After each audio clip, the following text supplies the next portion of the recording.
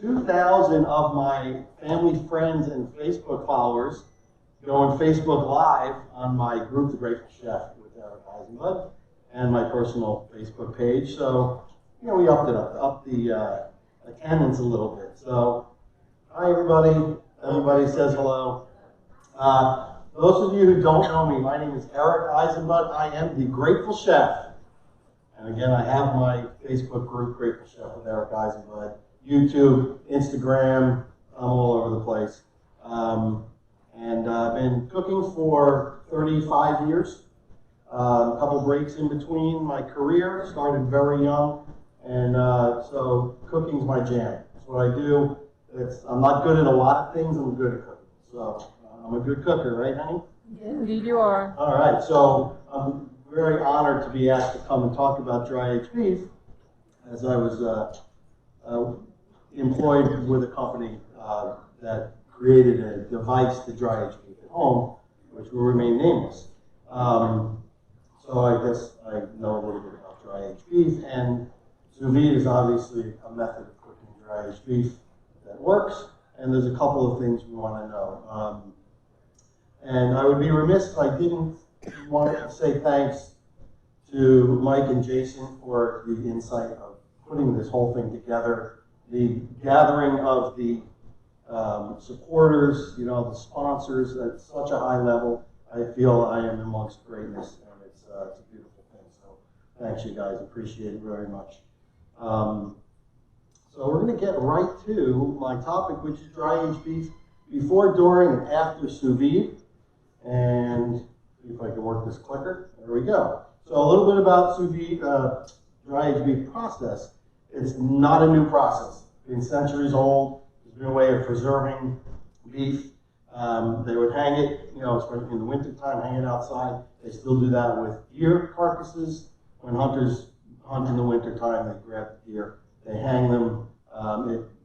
It kind of changes the texture of the meat, and that's what it does with dry-aged beef.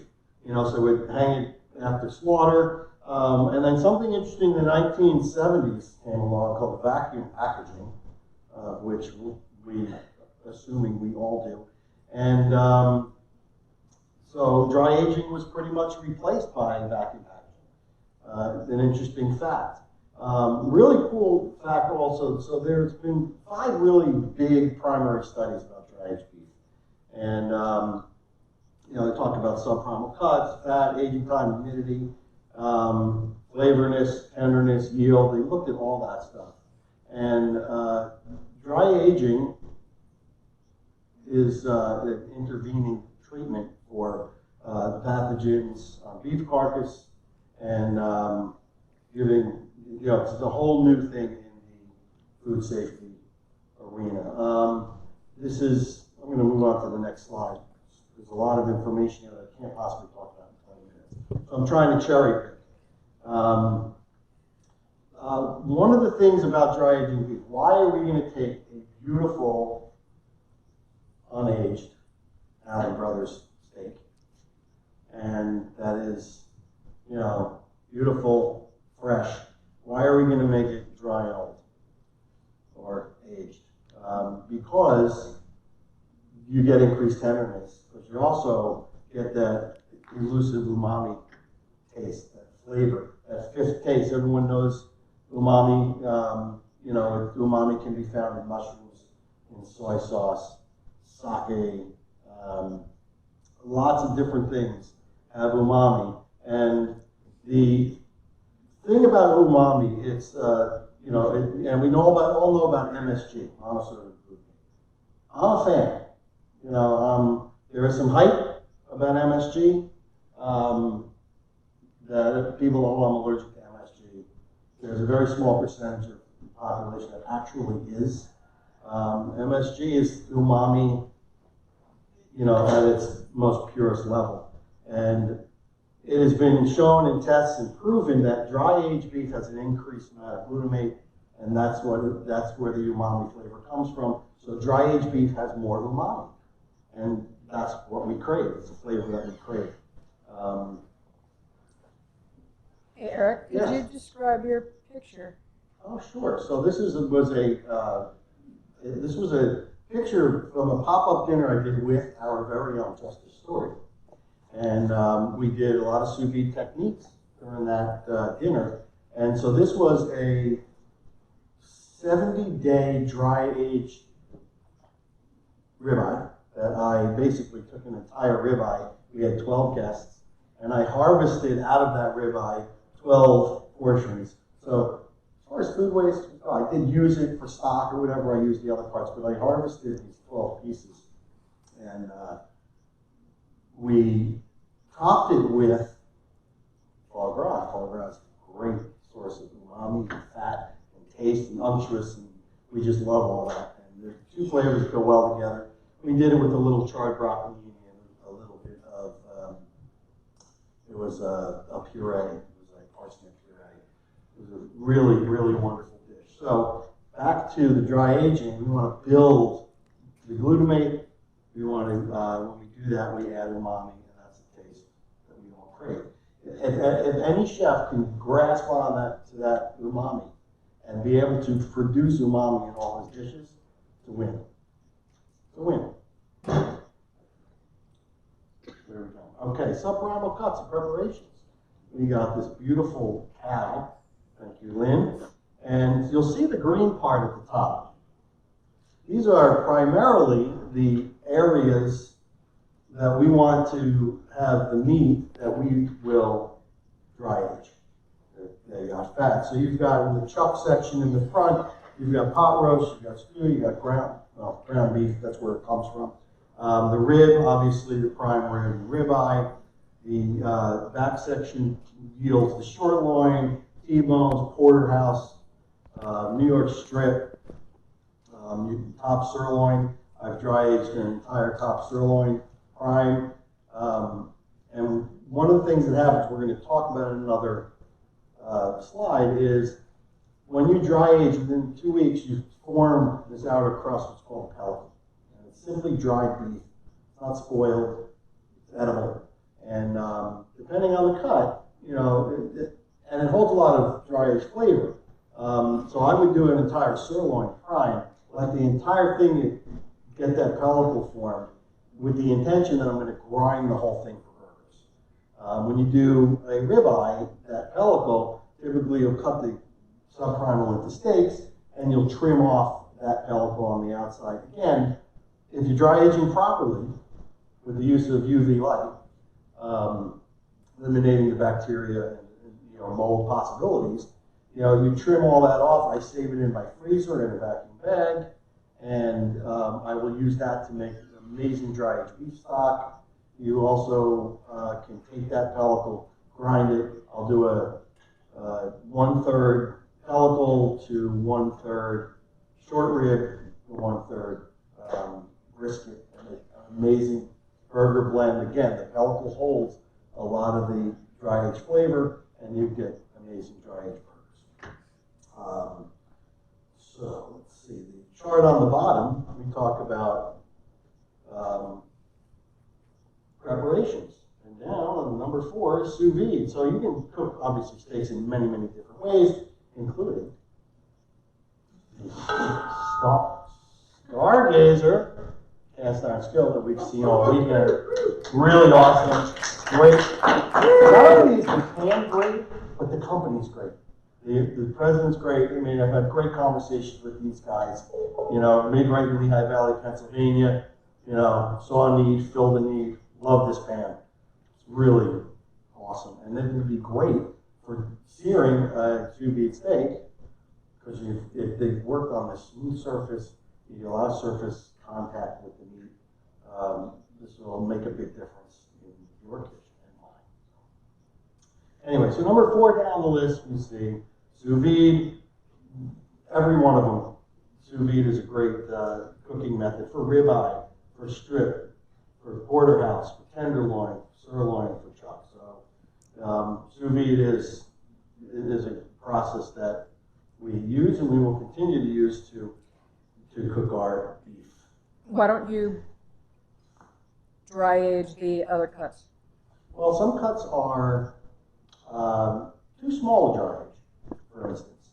You know, and just like sous vide, dry aging, there's a learning curve. You learn about days dry age. You know, how long am I going to dry? So I dry age a tenderloin of beef for the same amount of days I did the ribeye in that dinner, 72 days. You're going to end up with, you know, narrower than a lamb loin. Seriously, it's so you have to adjust. So some cuts just don't lend themselves to dry aging. You also need marbling and fat inside. So that's why. Thanks for the question. You're doing great. Okay, so back to dry aging, the process. Here are some observations during the dry aging process. So from day 1 to day 14, the enzymatic breakdown changes start to occur after the first week, and they break down the tissue fibers, the tougher fibers. So that is one, when I talk about dry aging, tenderizing beef, it's through an enzymatic action. Enzymes that are naturally occurring in the beef, and they go to work. The flavor profile is pretty much unchanged from day 1 to day 14. It reaches a high tenderness, tenderness slows towards the end of the 14-day period. Collagen is breaking down. The water is starting to come out. Now, you would say, okay, well, you're taking the water and moisture out. Isn't it going to be dry? It's going to be dry aged, but I assure you when you cook that meat, because it's got marbling, the meat is going to be juicy and tender. So the most important change during day 1 and day 14 is the evaporation of moisture. And you'll see the thing turns like a bright red, and then it starts to turn back to a brown. And you'll definitely see, visible shrinkage in the sides of the subrungle. So day 14 to 28, evaporation still continues, much slower rate. Enzymes now really go to work, like Kevin was talking about. Enzymes in his talk, and at a certain temperature, they just go nuts. So it breaks down proteins, fats, and glycogen, transforms them into this savory component, sugars, fatty acids, and amino acids, all flavor things that we like. And about 10% of the weight has been lost between day 14 and day 28. The beef starts to take on a more savory profile. Why? Because the increased glutamate and umami. So, and between 14 and 28 days, it reaches maximum tenderness. So, why go further? Some people don't. I had a conversation with Meathead. He said, "How long do you like to dry age your beef?" And I said, "Well, we're a couple, so we have 2 different tolerance levels for the dry aged beef flavor. Mine is a little more longer, so Lynn's is 28. 28 days is her, sweet spot. My sweet spot can be up to 45 days. So we compromise at about 35. It's all about compromise. Meathead, he was strictly 28 days. And that's your personal preference, your personal flavor profile. So you do it to the point where, usually what I tell people to do is, dry age longer than you think, see how you like it. If it's too much, dial it back a little bit. There you got your sweet spot. Most restaurants, if you buy dry aged beef at a restaurant for enormous amounts of money, they will capitalize on the words dry aged beef and go 21 or 28 days. I think 28 days is the minimum that you want to go. Kind of like finding the word, Wagyu on a menu. Or Kobe.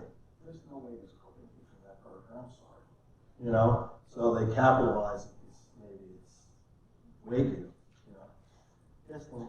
I was thinking about Allen Brothers. So when the dry age beef we had the other night, it was 30-day dry aged. It was 30-day. 30-day dry aged. Is 28-day wet age, which is simply keeping it in the cryovac package. Wet aging will tenderize, but it will not add any flavor. Change the flavor profile. So a lot of folks will wet age in the cryovac bag. As long as it's sealed, you can keep cryovac meat in the fridge for like 30 days at least. Some people do it longer. Then they'll take it out, pat it dry, and dry age it. And that will give you the flavor profile. So 28 to 42 days. Weeks 4 to 6, it's usually the sweet spot that we were just talking about for most people. The water loss reduces significantly at this point. You may see another 5% loss, maybe. Beef reaches the maximum flavor concentration. The beef flavor profile is balanced, it's deep, it's sweet, it's umami. I mean, that's basically what I'm describing. And then some people feel like they need to go more than that, 42 days. After week 6, new flavors begin to overtake the original taste of the steak. So you got to really like funk. That's a technical term. Because we don't have another word to describe it. We call it funk.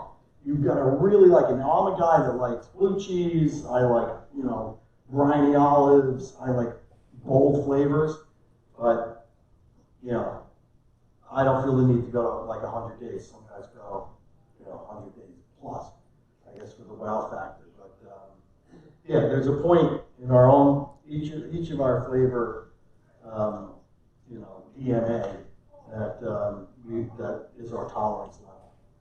All right, so here's where sous vide comes in. So tips for cooking dry aged beef. One of the things about dry aged beef, because we remove some of the moisture, dry aged beef cooks quicker than conventional meat. So, I had to relearn, like when I like my meat rare, medium rare, I had to relearn, what temperature am I going to bring the meat to. So I've done steak sous vide a million times. I've cooked it on a grill. I've cooked it in a cast iron skillet. When I do sous vide, I bring it actually to 118 degrees. That's pretty low because you're thinking, oh, that steak's going to be raw. But I assure you, it's not going to be that soft, spongy raw that we think of if we butter conventional steak to 118. So I do 118 because then I have a little bit of carryover cooking when I take it out. So of course, if I'm going to cook it right away, I can let it rest for a minute and pat it dry and go to cast iron, go to a grill and get that Maillard reaction on the outside, and it will not overcook. So if you go to the conventional 135 or 130, you put it in a hot cast iron skillet for a little bit. It's gonna overcook. It's gonna be more cooked more than you're liking. So, of course, if you're not going to cook it right away, like we did here, we was cooking it on the chimney starters. They brought it to the temperature that they wanted it. They ice bathed it, maybe did a step down, cool, and then at our event, apparently they weren't allowed to open vacuum seal bags at the event, so they had to open them at the commissary, bring them to the event, chilled, and then Meathead did his magic on the charcoal. It was pretty intense. It was really, really, really good. He got that Maillard reaction. He got the char. It was delicious. All right. So that is pretty much dry aged beef. I mean, there is more than I could talk about dry aged beef on the internet. I mean, just like sous vide, everyone thinks they're a professional, knows everything about everything. But there's, dry aged beef. There are certain things that are that's everyone agrees about. You need airflow, you need UV light, you need food safe temperatures. And before we get to questions, I will just add, there are several ways that you can dry age. You can get dry aged beef. You can go to the supermarket and buy it nowadays. You can, there are the umai bags, they're called, they're dry aging bags, which I'm on the fence about whether or not it's true dry aging, because you don't get the airflow touching the meat. You want that airflow all around the meat. if it's in a membrane, even if it's a, two-way, let's air in, let's it out. That's my personal opinion. There are companies that make units that you can buy that will dry age. Some inexpensive, some more expensive. And there is a slew of do-it-yourself communities that are going out and buying professional, used Pepsi, Coca-Cola coolers, going on eBay, on Amazon, buying fans, UV lights, humidification devices, monitors, and making their Frankenfridge, which is perfectly, I see a lot of people have great success doing that too. There's also, a very simplified method. Again, don't know if I agree with it, from Alton Brown, put it in your fridge for 4 days with some salt, and, you'll get a change in texture. I'm not so sure I would call it true dry aging. So, there are plenty of choices for you, and and that's it. I'm going to open up to anybody that has any questions. Kevin. I cooked in a restaurant that all our steaks were dry aged beef. We got it from one of the famous places in New York City beef. Two things. I've always wondered why the appearance of doneness in dry aged steaks occurs at a lower temperature. So you're saying you're pulling at 118 for a medium rare when you actually need to do 130 for a normal steak. Yeah, it's, I'm not a food scientist, but it's about the lack of the removal of the moisture. Okay. A lot of people. You've got less moisture. I'm speculating. Moisture. So all you got left is the fat and the meat. Maybe the fat heats up the marbling. It comes to a higher temperature and it cooks the muscle quicker. It's just a speculation, but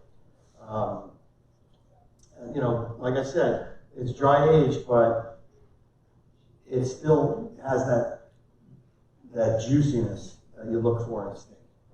And it's just like that umami, and gives you that satisfaction.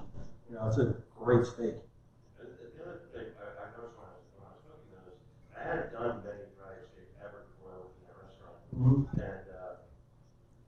and they feel done. They're firm. They're firmer. They relax a bit. Yeah. They're warmer. Right, and that's one of the cool things about doing it at Sous Vide, because this is more gentle. There's some proteins, that if you put in a pan at super high temperature, that protein just, it seizes us. You know what I'm saying? With the Sous Vide method, it's just such a nice, gentle, it's like being massaged. Somebody the other night at the dinner, so when Meathead was cooking the steaks, they had commented that their perception was that the meat was tough. And to me, it was nice, it was tender, it was delicious. And I think there's a lot of discussion around that tenderness and everything else and juiciness. When you dry age, it is firmer. Yeah, right. The dry age, it definitely has a different mouthfeel. God gave us teeth for a reason to chew. But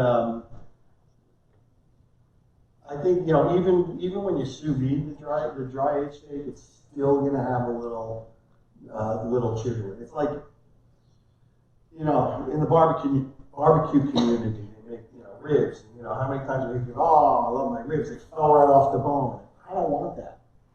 I want ribs to have chew. If the ribs fall off the bone, they're overcooked. So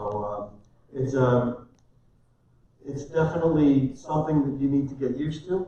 So if you cook a fresh steak, or unaged steak, I should say, sous vide, it's going to be like butter. The dry aged steak, because it's different than a fresh steak. You don't have that moisture in there. Is definitely going to have a different texture. It's still going to be tender. It's still going to be one of the best steaks you've ever had because that additional flavor and umami. But it definitely cooks different. So I had to unlearn what I knew about cooking steak, and then relearn how to cook dry aged steak. Yes. You might need to change the cooking time based on the amount of time you dry age the steak? No, it doesn't really, it doesn't fluctuate. The cooking time doesn't fluctuate. It's really the thickness of the steak and the amount of doneness that you want. And what's the only way to cook the steak perfectly? Your doneness, the thermometer. I do this, after you do it a million times, you can do and that works, but it takes practice. But use a thermometer. And you know what? Experiment. Err on the side of caution. Undercook it, and really see it, and then if you need to put it back on. I cooked American Wagyu. I dry aged it 21 days. And because I didn't want to mess with it. I didn't want to go 35 days because it's a beautiful cut. And something really interesting was, so I cut the steak, I intentionally undercooked a little bit, and Lynn likes it more medium rare. I like it rare. I sliced it, and the rare was good, but there was something missing. And it was too rare for her, so I put it into a pan, and I brought those slices more close to medium, and my whole world changed. So that steak is better at medium than it is in medium rare. So, people will bang that medium rare job. Oh, it's cooked more than that. See those memes? Medium well done. It's just like kill me or leave my group. So it also depends on the cut. So some cuts are better cooked at medium. And I actually thought of there was so much fat content in the American Wagyu, is that there's so much fat in it that it was actually, at rare it was still oily and greasy, Yeah. where at medium it had It fat just caramelized, melted into the muscle. and it It was just phenomenal. amazing, really amazing. More for you. As a consumer, you only hear about like dry aged steak. Are there other meats that you can dry age that dry age well? Or that's like So I've put racks of lamb in a dry ager for 7 days. No, you don't really want to intensify the flavor too much in lamb because it's a game meat, right? But it changes the texture. Like if I do a tenderloin, beef tenderloin, I'll go 12 to 15 days because I don't need to make it more tender.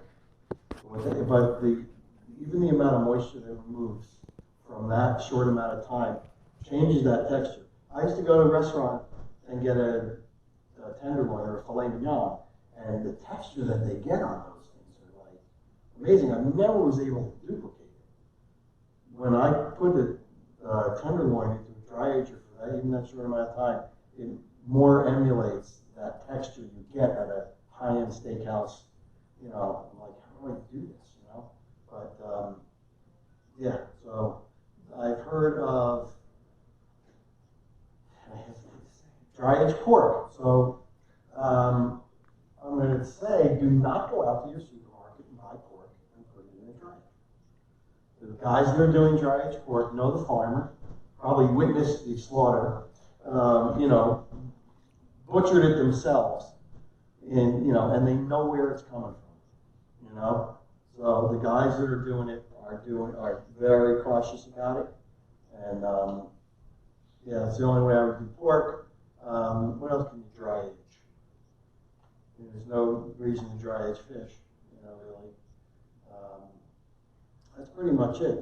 Veal and that kind of thing. So, am I at my time? Great your time. All right. So thanks, guys.